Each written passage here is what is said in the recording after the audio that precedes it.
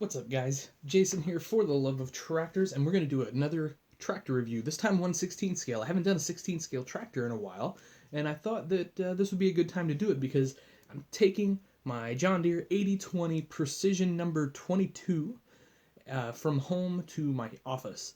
And what better time to do a little review? So, let's talk tractors, y'all.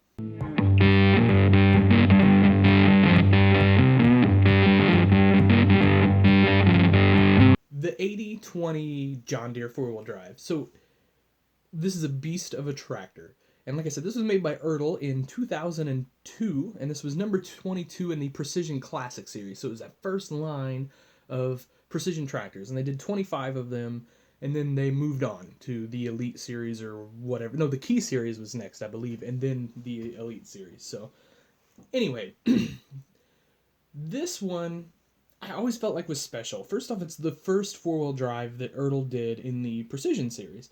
So there's that. And then second, it's so well detailed and it's so nice. And this is that first Precision series, I always felt like was the best of the Precisions. The Key series and the Elite series are good. Don't get me wrong, but I feel like there's, if you compare things like engines, there are more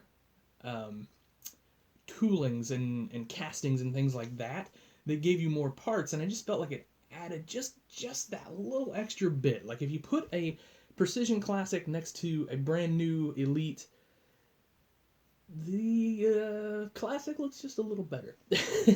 Just got a little more pop to it. So anyway, that's just me being a little bit biased, but let's take a look at this 8020 because this is an incredible tractor. So we're doing this on my farm toy display, so there's stuff around, but it's kind of the best place to do it here at my house. So I guess the first thing, let's look at some of the cool details. So you open up the side, your battery boxes are visible, and there's some detail on those and everything. It's just little things like that. It's super cool. You've got warning labels in here and so on and so forth.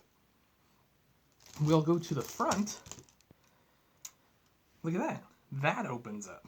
Now you've got, you've got your lights, which are hidden behind the grill, which is kind of funny, I always thought. Some hoses, the radiator, things like that. Pretty neat stuff. Now up here, oh, you know what? I thought that opened, it doesn't. Ooh, video football. All right, so let's take a quick look back here. 3-point hitch is awesome. It moves, it stays up. And then if we also kind of come in here, and I'll try not to get too many shadows on it, you can see the hydraulic outlets and all those lines running up into the tractor. Then, check this out. They all run up through here too. So that is, like I said, that's the, that's good stuff right there. That's a lot of stuff a lot of customizers don't even do. So pretty awesome, in my opinion. All right, let's take a look at the operator's platform up here. So you've got all your, hydraulics here. You've got these here. We've got a shifter down below and our throttle up on the column, and I apologize for the shadow there.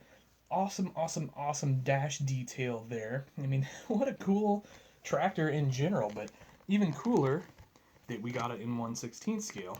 Going on 16 years ago now. Crazy. All right, let's just pick this up. Let's take it around to the front. Like I said, that front opens up. We come on to this side. I always thought it was interesting. We don't get a decal on this side, which, like I said, that's pretty interesting to me. Sorry, just dropped something. No big deal. More detail here. We get filler caps, and we got another grab handle and the steps to come up here and your rail there, so you could come in on either side. Although I think these hydraulic handles are going to be in your way if you come in on this side, the passenger side, if you will. Really cool air cleaner with lots of nice detail there. I guess I should just do a little adjust here. The rain cap opens up, which that we get that on a lot of tractors now, but that used to not be a thing. But they did it on this, thankfully. Excuse me. Your big tank back here, I always thought this would just look cool hanging off the back end like that.